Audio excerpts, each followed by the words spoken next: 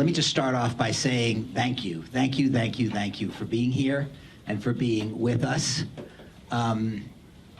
These are people who've either read everything that you've ever written, because I sent them copies of everything you've ever written, or they know everything you've ever said because I've quoted it, either with attribution, and sometimes, I must admit, violating a basic Torah concept without attribution as well.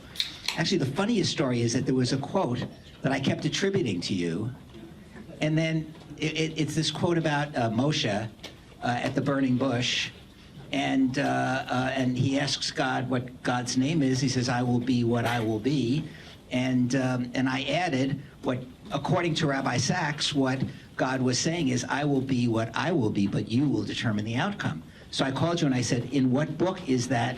And you said, "I never wrote it." So I Googled it, and the only reference to it was something that I once wrote. But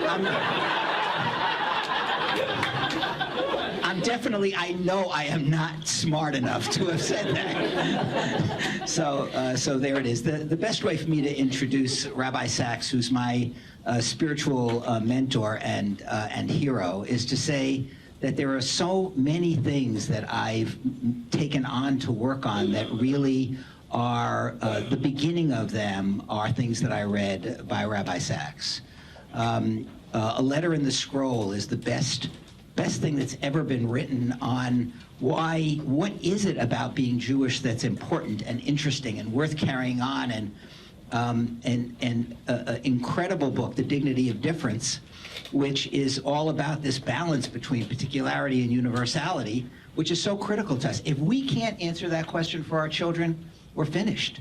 I mean, how do we say, why is it that it's worth continuing this thing when everybody thinks that the highest values we can relate to are universalistic values? Rabbi Sacks answers that by saying our universalism is rooted in our particularity.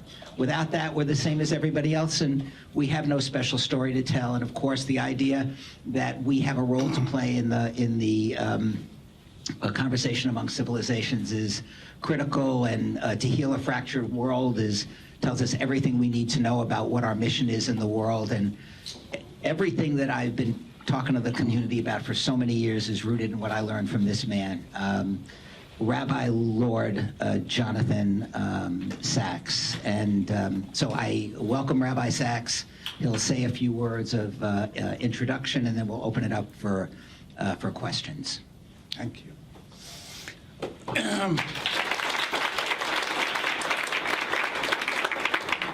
Barry, much more important than me is you. And I really want to salute everything that you have brought to this Boston Jewish community in 31 years of leadership of the CJP. You have been a visionary leader, a passionate one, and just judging by the room, we say about Yerushalayim habnuya ke'ir shechubra la yachdav. The rabbi said Jerusalem is ir she'oseh kol Yisrael chaverim. It has this magic quality of making all Jews friends. Barry, next to Jerusalem, you are the person who makes kol Yisrael chaverim, who makes Jews friends, who brings us together when so much is driving us apart. You have been driven by those three fundamentals of your leadership: Jewish education and the continuity between generations. Number two, our partnership with Israel, our community-to-community relations, especially with Haifa. And number three, your care for the vulnerable and those in need. Real chesed.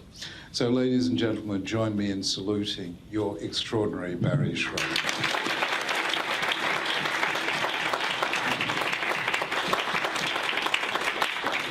They say about the highly assimilated Baron Guido Rothschild that he was sitting playing cards with some friends in his great mansion in the outskirts of Paris, and his wife was upstairs just about to give birth. And from her bedroom came loud cries, "Mon Dieu, mon Dieu." And Rothschild's friend said, Guy, go up there, your wife is having a baby. He says, not yet. They carry on playing for 10 minutes, and then there's a loud cry, my God, my God. They say, Guy, upstairs, your wife is... No, not yet. 10 minutes later comes an almighty Gewalt, gets up and says, now is the time. Now, if you ask anyone, what is the state of the Jewish world today, the answer is Gewalt. We've got assimilation, disaffiliation, we've got the return of anti-Semitism, an increasingly isolated Israel, a fragmented and fractured relationship between Israel and the diaspora, all sorts of Gewalt-making factors. And I just want to say, look for one moment in the other direction. We have been around a long time, twice as long as Christianity, 3 times as long as Islam. In those almost 4,000 years, we have known virtually every circumstance it is possible for a people to know, from the heights of triumph to the depths of tragedy, and we have been virtually in every land on the face of this planet. But never in all those almost 40 centuries have we had simultaneously what we have today: independence and sovereignty in the state of Israel, freedom and equality in the diaspora. There were moments when we had one, moments when we had the other. Never before have we had both. We, in the midst of all this noise, failed to hear the music of the fact that virtually every prayer of our Bubbas and Zedas and their Bubbas and Zedas to the beginning of time, almost every prayer has been answered. One prayer has not been answered. We always knew it would be the last, and we always saved it for the last, the prayer for shalom, for peace. It's always the last of our lines of prayer. But other than that, we have everything they ever prayed for. And what I want to say is, what are we using it for?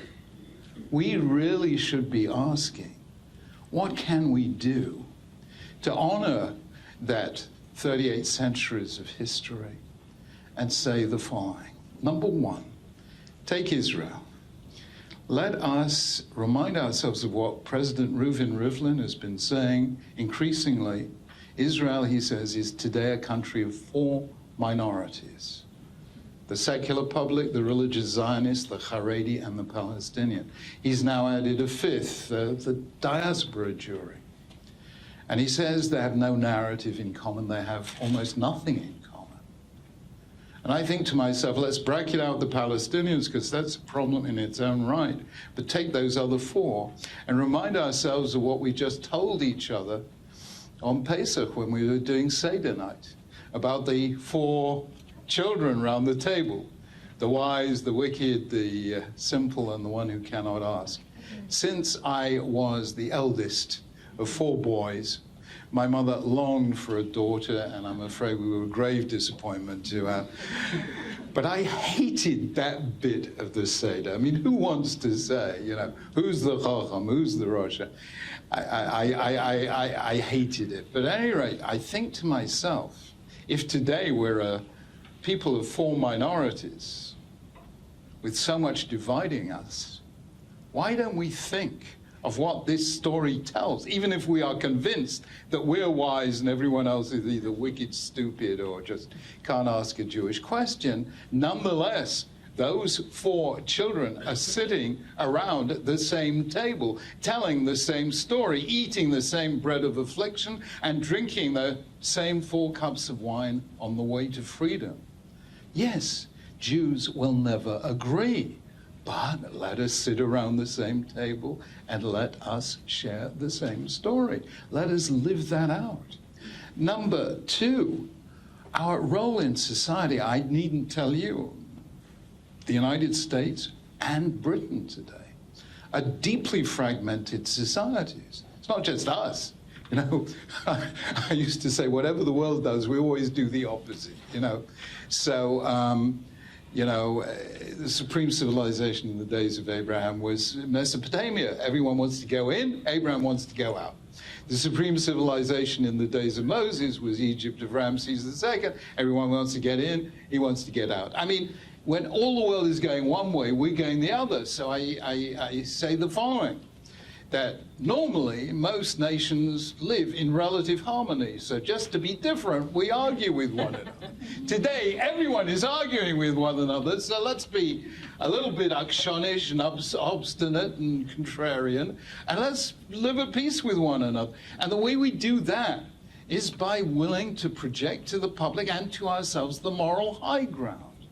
Let us speak about civility in discourse, dignity of office. Let us speak about our responsibility for those who are in need. Let us pronounce those paradoxical and counterintuitive truths of our tradition, that a nation is strong when it cares for the weak, that it is rich when it cares for the poor, that it becomes invulnerable when it cares for the vulnerable. We need to hear this. And we need to hear it on all sides of the political spectrum. This is not a party political issue. This is a human issue. So let us take that role of moral leadership. Let us be willing to sit and converse around the same table with Jews with whom we disagree.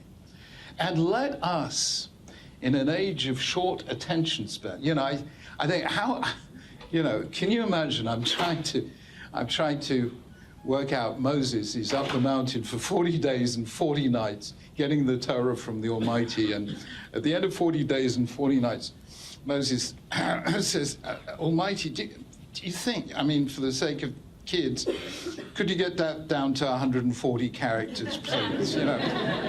So, but you know what our kids are going to need in a world which is changing faster than it's ever changed before, and is getting faster every year, is lifelong learning. Now, we are the people of lifelong learning. We are the people of long attention spans. It takes reading a Daf Yomi, a page of Talmud a day. It takes you 7 years. Now, I don't know a longer attention span than that. We should be sitting and learning with our kids. And I have to say, having just spent Pesach with our grandchildren, and my little 7-year-old says, Saba, I'm going to teach you some astronomy, but it's okay, I'm going to make it easy for you. So, I always say there's an argument between the Talmud Bavli and the Talmud Yerushalmi. The Talmud Bavli says, one who merits to teach Torah to his grandchildren is as if one stood at Mount Sinai. The Babylonian Talmud says that. But the Yerushalmi says, one who is privileged to be taught Torah by his grandchildren is as if he stood at Mount Sinai. So let us give our kids the gift of that lifelong learning and our conversation across the generations. Those 3 things will celebrate the good news about Jewish life. Let the Gevalts take care of themselves. Let us focus on these incredible blessings that God has given us, and through us, let us be a blessing to the world. Thank you.